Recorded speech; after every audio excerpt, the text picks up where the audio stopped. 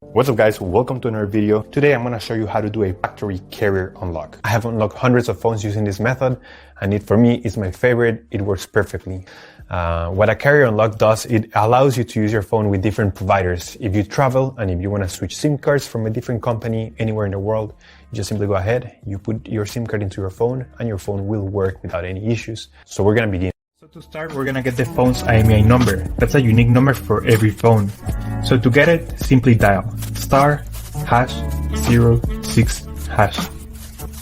As you will see, your 15-digit IMEI number will appear in the screen of your phone. This number is very important. It represents the ID of your phone, and keep it somewhere close because we're going to use it in a few seconds to unlock this phone. Okay, now we're going to switch to the computer. We're going to use this website to request the unlock code to unlock this phone.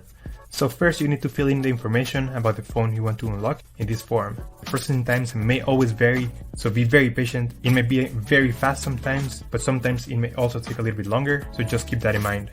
Okay, so after you have waited the estimated amount of time, you're gonna get an email, and I'm gonna show you how the email will look like.